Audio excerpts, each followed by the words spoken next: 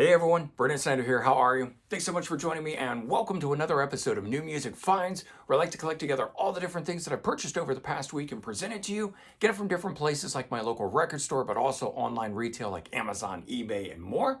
I've got 11 things to run through with you here and we'll get into it in just a bit. But before we start, if you're new to my channel and haven't already hit the subscribe button, please do. Also leave a comment, hit like, all those things do help support my channel. I'd greatly appreciate it. And of course, as an added bonus, if you turn on notifications, hey, you're going to stay up to date on everything going on in the world of music, just like this with New Music Finds. So I'd like to start off with new releases here.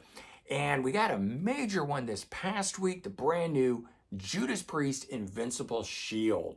This thing is a beast. I love it. It's so good. I have done a full review of it. I'll leave a link in the description if you want to check that out. But I've been hearing from you guys as well, and it seems like a lot of people really like this. In fact, I haven't heard anyone who said they don't like the album. Doesn't mean that there aren't people out there that don't, but usually you get a pretty even mix across the board. You get the diehards that only want to listen to the old stuff and won't branch out into anything new, or you get the people that do like the new stuff and then absolutely love it. But this album here, I've got to say, is really good.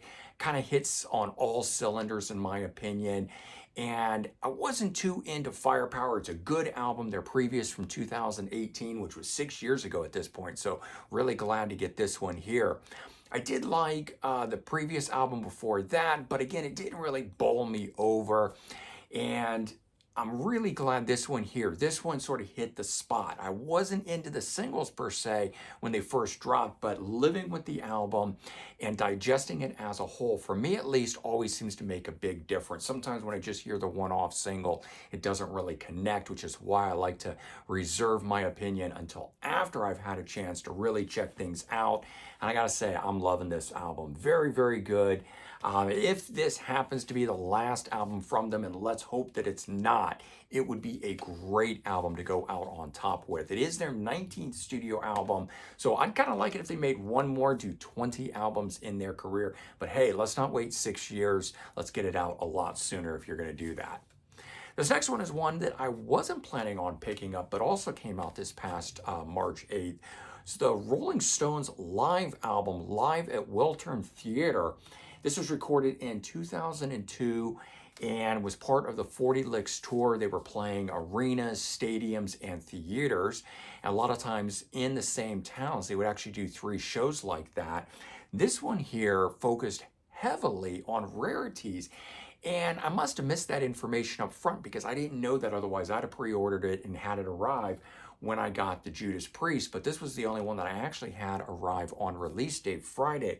But as I put together for you guys the What Just Drops, and I was reading about that, trying to understand sort of what is the significance of this album, Live at Wiltern, and I found out that it's very heavily focused on rarities. And as I looked at the set list for this, it was right up my alley because oftentimes one of the reasons I don't really care for live albums is not only crowd noise, which I know, how do you get away with when it's a live album, but is oftentimes they're just greatest hit sets. And bands like the Rolling Stones and even today, there's just lots of archival material being dropped, and I can only just take so many greatest hit sets.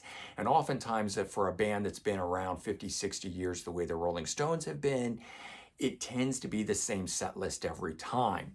This, on the other hand, is not. And it's, like I said, very much focused on rarities that haven't been performed very much, so not the big hits. And not only is the sound really good on this, but the performance. And so really enjoying this. If you are a fan of Rolling Stones, you should totally pick it up. But if you're like me and you want something a little different that's not just a typical greatest hits set, that would be a great one to pick up.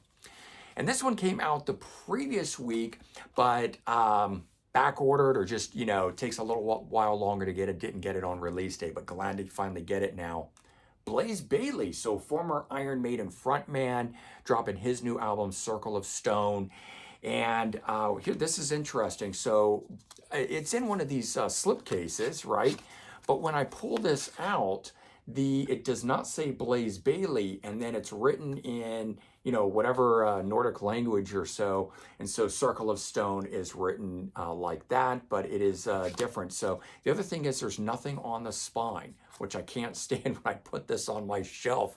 I can't read it now. So if you're going to give me a slipcase and you're not going to put anything on the spine, then at least, have the slipcase go down. But aside from that, this is a really good album. If you liked the two albums that Blaze made with Iron Maiden, this is totally worth it. But if you're also just generally speaking a fan of his solo work, this has got to be one of the best albums that Blaze has ever made.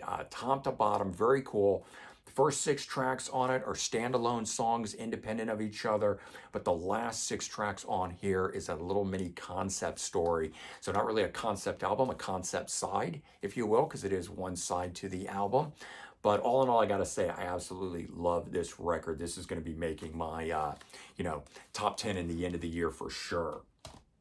Okay, and then this one is from even before the previous week. So, we had the 8th and then the 1st, and then sometime in February, this was due. Honeymoon Suite, Alive, their brand new album. First one in, I think, 15, 16 years. It's been a while. And I didn't really expect much from this, although I did stream it at the time and I liked it a lot. But I gotta say, now that I've got the album, the physical album, I really like this even more. This has really clicked with me, and I'm gonna have to break out some of the previous albums that they did and check, but I don't remember them ever sounding this good. This album, top to bottom, is some really killer melodic rock. If you were ever a fan of Honeymoon Suite, check it out. But if you just want some good melodic rock from today, this new Honeymoon Suite album is absolutely outstanding.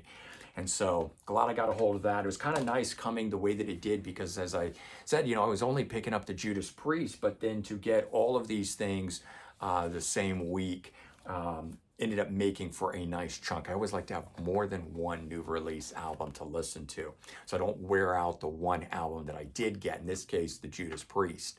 All right, the Blaze Bailey, as I did a review for this last week when it dropped, one of the songs on here, in fact, I think it's the title track, Circle of Stone, has the lead vocalist from this band, Wolf, doing lead vocals on it. They don't really do co-lead vocals, but I mean, he does sing a part of it. And I was really digging his voice. And so I thought, hey, I'm going to check out. And this is Shadowland. I think it's their most current album, came out in 2022 on Century Media. And so a more modern day metal band, just killer album art, but also killer logo and everything. And I've known about this band for a while. I've had their debut, which I think came out somewhere around maybe 2008, give or take. But I have to say, I don't remember that one ever striking me very much, and I decided to pick up the latest and sort of give them another go, and this is some good modern metal. And then made a trip to my local record store, Sound Exchange, and I found some cool things. And while we're on the metal topic, I'll show you this one, Zentrix. So a band from England, thrash metal band, back in the day, put out, I think, 3 albums. Never really hit it big, never really, certainly not like the likes of Testament and Overkill and stuff like that. In fact, I didn't even know about them until they got reissued on Metal Mind Records back in the early 2000s. But since that time, the band has reformed, and this album here was their reunion album. I think they have one album newer than this, but at the time when this came out, the band hadn't made an album in 27 years. So very cool to have them getting back together. And I like this so much, I think I'll probably even pick up the brand new album. I'll have to order that. The record store didn't have that one, but I got this one here, and definitely in the vein of, say, Testament. Really good quality music, definitely enjoying it, so worth checking out if you're in the mood for some metal and some thrash. Picked up some Spooky Tooth, and if you watched my New Music Now episode where I talked about it as I just come back from the record store and I'm going through it with you guys, and I mentioned Mick Jones of Foreigner, and he played, I think, on the last 2 albums.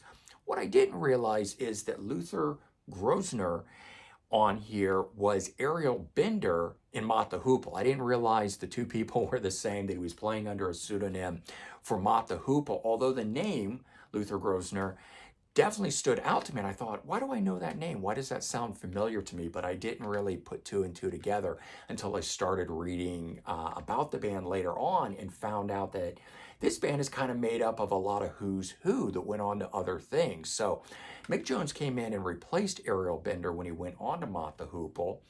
But this band also has Gary Wright, Dreamweaver.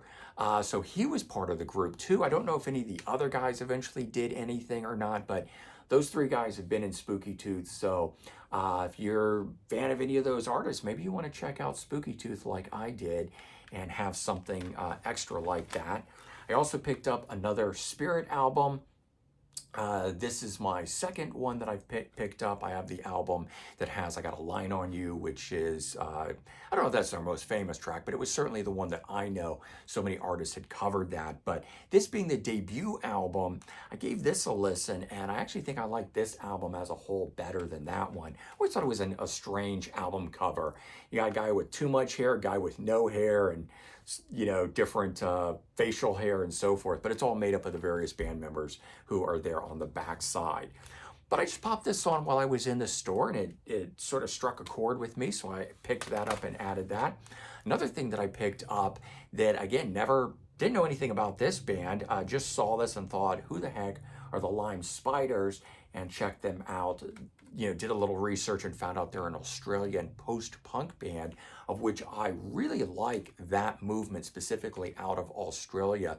I have a bunch of other bands that I listen to, like Radio Birdman and then Hitmen, and just a number of other. And apparently these guys were part of that scene from 83 to 1990. Again, I didn't know anything about them, but this compilation called 9 Miles High was available on Raven Records. And I thought, well, let me check this out. Let me see what this is. And this is some really good sort of garage rock, like the Hoodoo Gurus and other, killer garage rock Australian bands from that time frame. So I added that to the collection, and I have been enjoying that. And this came out the previous week, or maybe even the week before. It is a reissue of the Helicopters Grande Rock album. And this one is, I guess, 20th anniversary edition of it. So it's got the original album remastered, but it also has the album revisited. And they brought, forget his name, but the guitar player, Dragan, I'm probably pronouncing that wrong. They brought him back in to add guitar because he didn't play on this album. And so he got to add guitar. They did some additional background vocals for it. I think they embellished a number of other things and then did a full remix on it. And that was sort of, they said that the original album didn't really have the sonics that they had wanted it to have at the time, although they didn't want to replace it. So they're just adding on, to this 2 CD version of it. You can now get both of them together.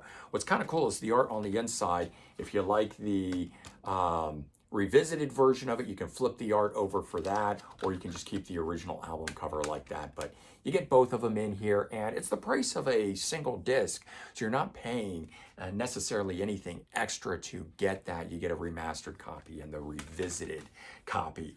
And the last thing I picked up was this Beatles 3-inch CD single for Get Back, 2 tracks. Also has the song Don't Let 'Em Down, still sealed in plastic. And I looked up online to see what this thing looked like inside. It's a pretty standard looking 3-inch CD single, so nothing special. So I think I'm going to keep it in the plastic, or at least in the long box. I didn't even know 3-inch CD singles came in long boxes, but I thought that was really cool. And so picked that up just to have in the collection. One of these days, I'm going to put out on display all the different music formats that I have, from obviously cassettes, CDs, vinyl, 3-inch CD singles, mini discs, 8 tracks, you name it. I've got a little bit of everything there, and I just kind of want to display all the killer different formats. And I'd love to go back and find somewhere where I can actually get one of the original record styles, which was the cylinder. So before they were the flat records, circular, that spun, there was cylindrical ones that played like that, and you put the needle on. I'd love to have one of those in my collection too, and just, like I said, to add to it, to display sort of musical history, if you will. Anyway, there you go. Those are the 10, 11 different things that I picked up this past week. A little bit of everything there. Got some classic killer rock from the Rolling Stones all the way up through some killer heavy metal from Judas Priest, and a little bit of everything in between. All right, everyone. Take care. Have a good one, and I'll talk to you real soon. Bye-bye.